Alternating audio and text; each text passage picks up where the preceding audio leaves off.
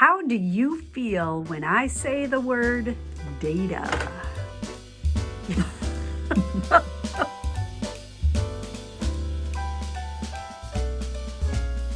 We know, Kath. I know. Welcome back to our channel. If you don't know us, we're Get Up and Teach. My name's Noelle Hoffmeister. Kathy D'Alessandro. Today we're talking about data, something that there's a lot of thoughts about. So I just want to start because I know that you're going to take over after I start, which is fine.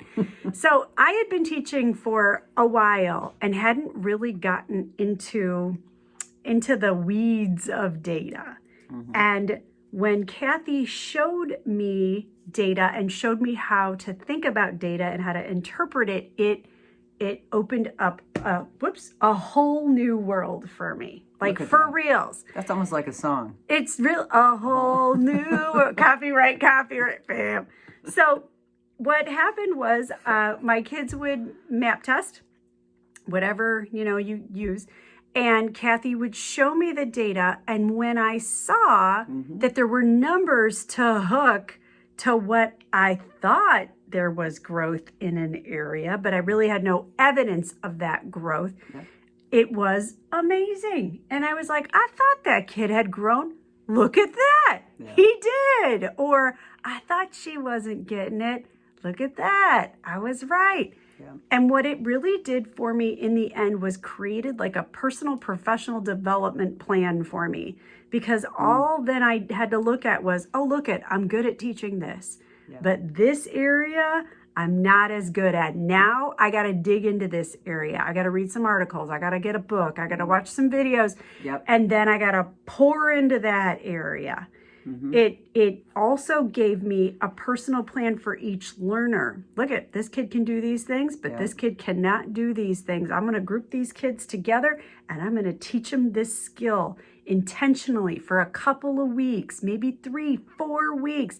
And I'm going to watch as those numbers go up again. It helped me organize and prioritize, I guess is really the word that I need. It helped me prioritize what I was going to teach, besides just saying, I'm teaching the standards. I have to say that I like to consider myself as data with a heart. I think data is loving. I think data is important for everyone to look at their data and reflect on it. I don't know how you have conversations in your class. I think when you're interacting with students, they deserve the feedback just like we do. We do a lesson, we get feedback right away looking at the kids. They deserve that dialogue about formatives and summatives and high-stake tests. All of that is part of that same ongoing conversation.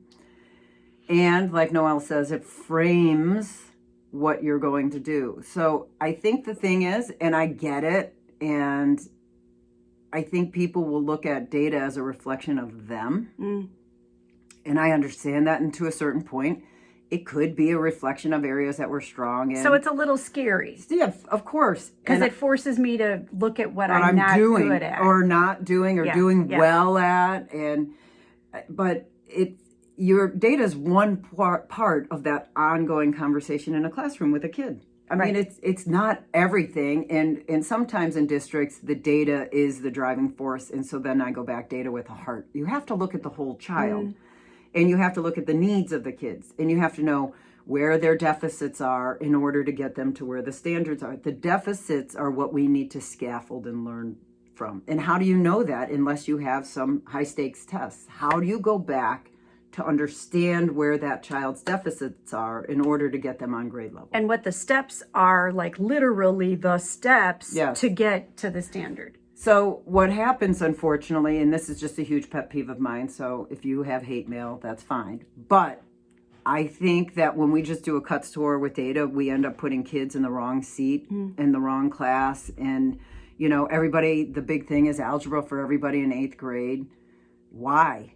If they're not ready for it now, and you're only looking at a data point, that's not loving. Right. Because if they're in the wrong seat by 8th grade, you want a kid taking math for 4 years in high school. And if they don't, then you have now sabotaged their higher education. Sorry, my truth. Well, not only that, but if you have a kid that tested and they're a math savant, but they can't put a piece of paper in a folder, right? Right. Like You there have are, others- yep. you've got out of balance, right? Yep. Then why would you do that to that child? Because executive function wise, they're not going to be able to keep up. Yeah. They're going to get a bad grade because Yep. of that.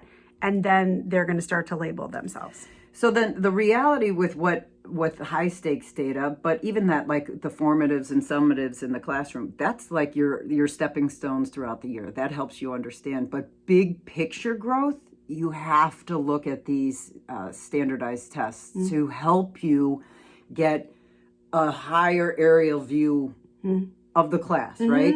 So like when Noelle and I worked, I gave her this aerial view of her class. So then what she did, which is what good teachers should do, is she just started pulling apart her standards, and then she would hone in and almost individualize.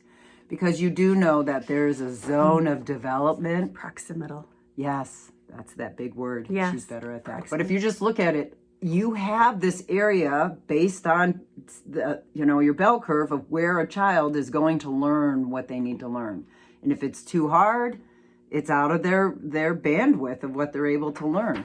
If it's too low, it's too easy, and we're not challenging them. But how do you know that unless you have actual data on it? And if we don't have reflective conversations with students, then they don't take it seriously. And so then you perpetuate a cycle of less effort.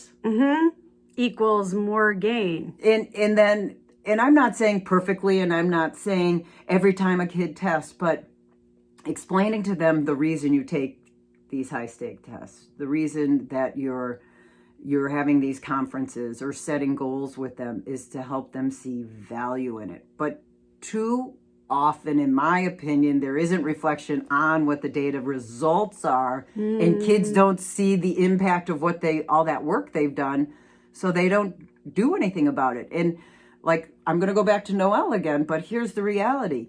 If you are intentional based on the results, you will see growth in your class.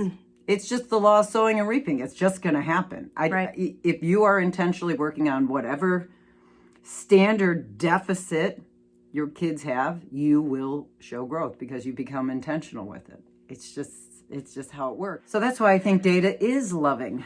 I think that it's lovingly telling a kid where they're at. Sorry, kid. It's probably not appropriate. It's telling them where they're at. It's telling them how they can grow. You're equipping them. It's increasing the dialogue and self-awareness, because if not, here's another great visual.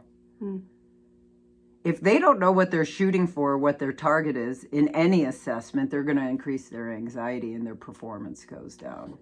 So being able to have that follow-up conversation is super important. So the couple bullet points are like, I think it's loving. I think it's part of a larger narrative. It's only one piece, but it's a big piece of that whole child, and you can't negate it.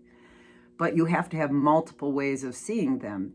Some of them are observational data. Some of them are, formative. Some of them are summative.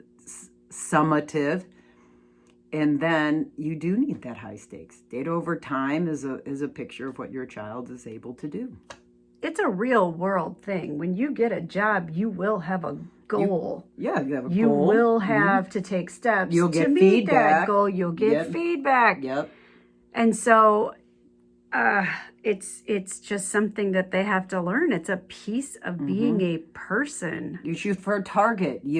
Even if you fall short of the target, you're still going to show growth because you're putting intentional effort towards something. And so as a result, again, I think data's loving. I might be alone here. I'm okay with that. Send your hate mail to Kathy. That's right.